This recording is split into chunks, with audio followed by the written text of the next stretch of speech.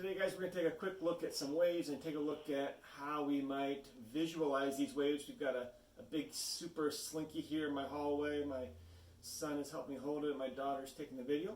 So real quick, we're going to talk about two types of waves. We had the longitudinal waves, which if I pull the Slinky here and compress it, it's going to send a wave down, and these particles are vibrating. The Slinky is vibrating in the same direction the energy is moving.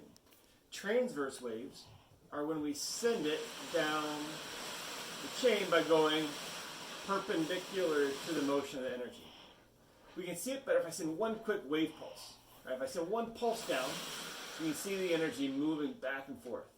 And I want you to see what's happening when it gets to the other end. The energy is going down, and it's getting reflected back. Right? We're sending energy, not mass.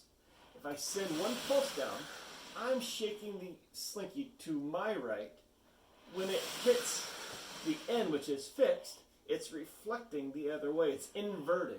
So I send it to the right, and it bounces back on my left.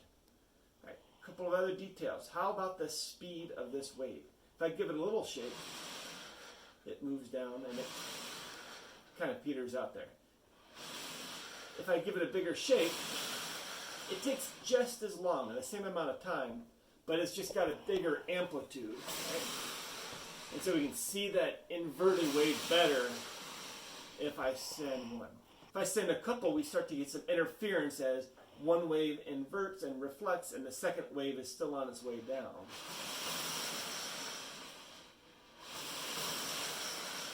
So when they start to overlap, we see that interference, which would be destructive interference because the first wave is inverted on my left, the second wave is still traveling away from me on the right, and they get that interference there, which is pretty cool. All right, I can go ahead and let go. All right. We have one more spring we're going to look at here. It's a little bit easier to see the standing waves. Ooh, that one's good.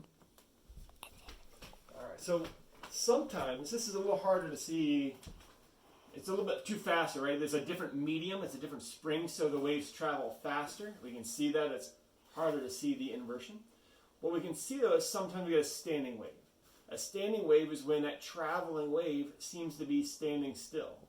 And we get nodes and antinodes, right? So if I do this slowly, we're getting one standing wave. At this point, the nodes would be on my hand and my son's hand. The antinode is in the middle, where we get the peaks on either side.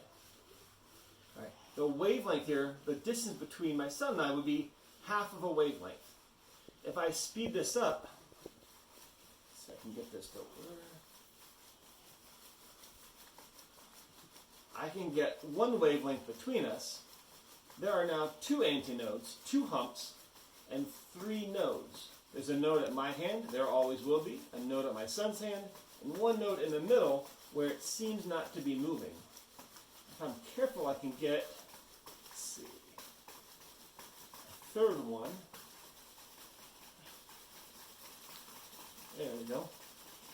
So three antinodes, four nodes. One on each hand, and then two in the middle. I think we can get one more.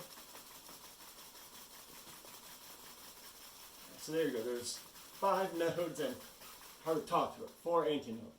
All right, so again, standing waves, because it doesn't appear to be moving, just oscillating left and right instead of down between us. So those are standing waves, all right? When the traveling waves and the interference make it look like the waves are standing still. Thank you very much, and see you later.